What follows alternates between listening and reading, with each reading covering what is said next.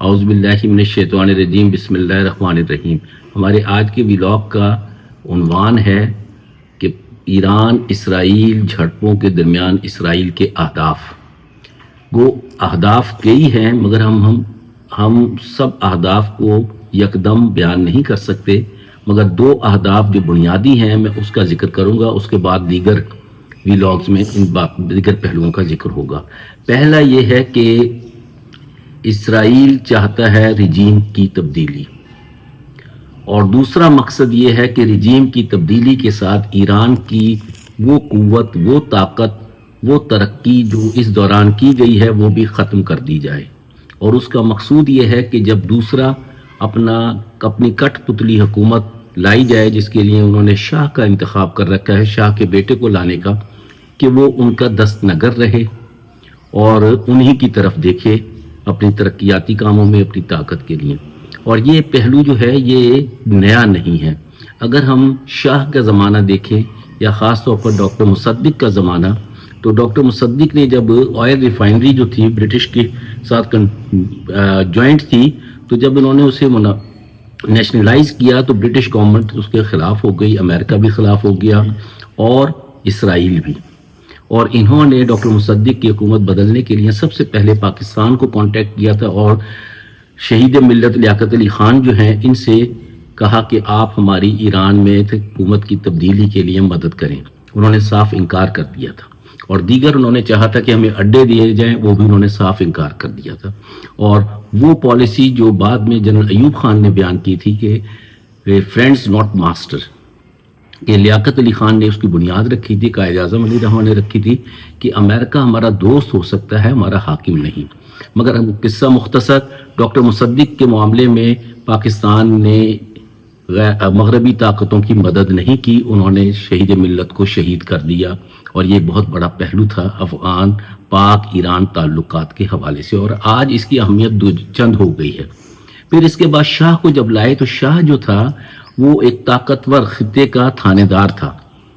اس خطے میں فقط دو طاقتیں رہ گئی تھیں، پاکستان جو تھا ایک سقوط ڈھاکہ کی وجہ سے بہت کمزور ہو چکا تھا، بھارت تھا یا شاہ تھا۔ شاہ کا اثر جو تھا وہ مڈل ایسٹ میں زیادہ تھا، اور پاکستان کے حوالے سے تو شاہ کا بیان بڑا عام تھا کہ اگر اب پاکستان کے ٹکڑے ہوئے سقوط مشرقی پاکستان کے دو لخت ہونے کی طرح کے، تو میں بلوچستان کے وہ علاقے جو اسٹریٹجک سگنیفیکنس کے ہیں ان پہ قبضہ کر لوں گا۔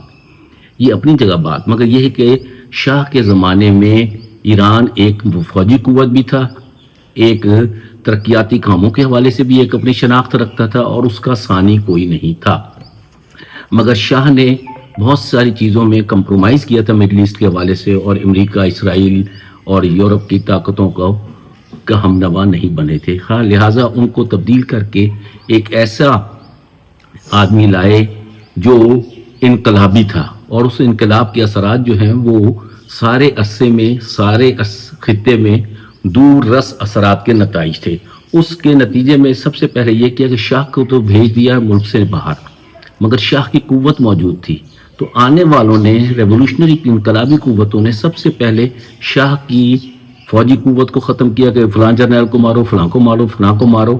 القصہ شاہ کی ساری ترقی زیر کر دی گئی۔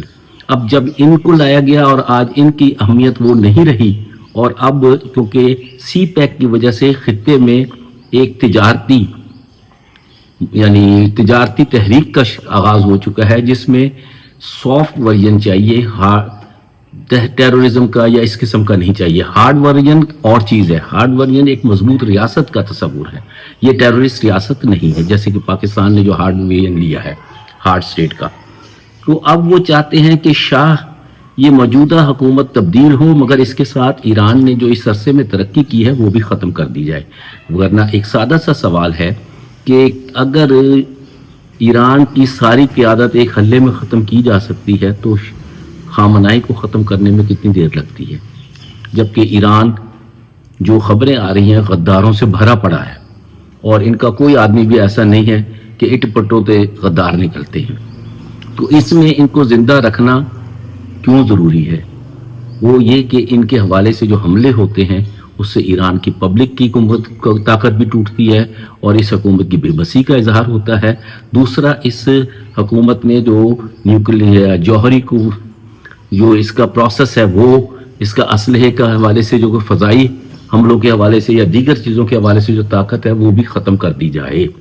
अब इसको ख़त्म करने में ये है कि इस अरसे में आज ये ख़ित्ता ख़ास तौर पे पाकिस्तान और चीन उस हालत में नहीं है कि जब शाह को निकाला गया था तो पाकिस्तान बेबस था, मगर हालिया बुनियाद मरसूस की वजह से पाकिस्तान और चाइना ये न सिर्फ इस खत्ते की एक बड़ी ताकत है बल्कि ये एक एमर्जिंग ब्लॉक है जिसने अपनी ताकत का, अपनी बालादस्ती का बुनियाद मरसूस में इसको वाज़े तौर पर दुनिया को दिखाया है। और इस सूरत हाल में ईरान में तब्दीली की हुकूमत जो है, हुकूमत की तब्दीली ये आसान भी नहीं है।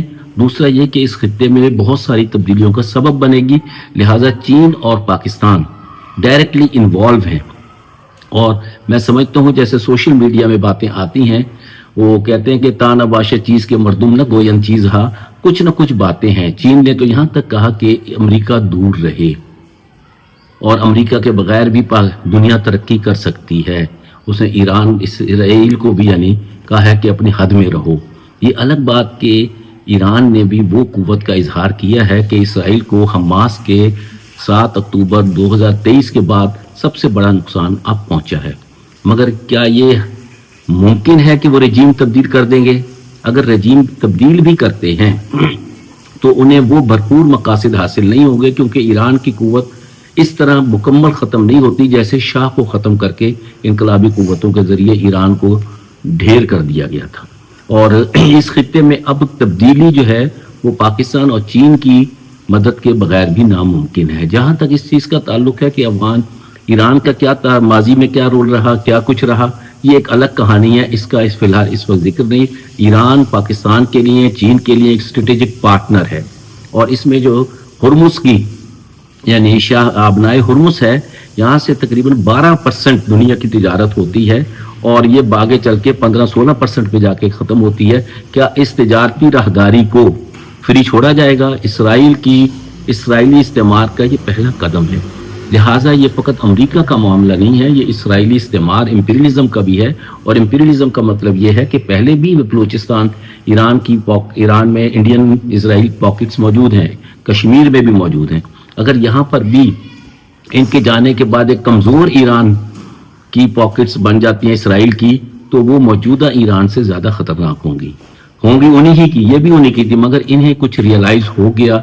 और शायद ये वजह भी होती है कि जब किसी को कहा जाए कि अब आपका दौर ख़त्म हो गया तो फिर नज़ा की कैफियत में भी लोग भाग दौड़ करते हैं। और ईरान ने खूब भाग दौड़ की है, खूब मुज़ाहमत की है और इस मुज़ाहमत से इसराइल का इमेज टूटा है, कम हुआ है, जैसे कि हमास ने इसका इमेज तोड़ा था।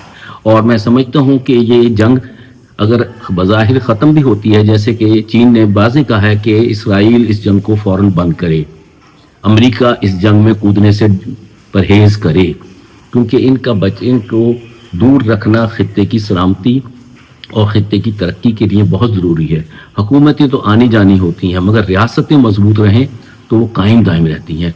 दूसरा असर ये है कि अगर तेहरान खाली होता है, अगर इस जंग के तवालत से ईरान के अवाम मुंतशिर होते हैं, तो पाकिस्तान का बॉर्डर बहुत तवील है ईरान के साथ, तो यहाँ भी इसी तरह माइग्रेशन शुरू हो जाएगी, इमिग्रेशन हिजरत शुरू हो जाएगी जैसे अफगानिस्तान से पाकिस्तान में हुई थी।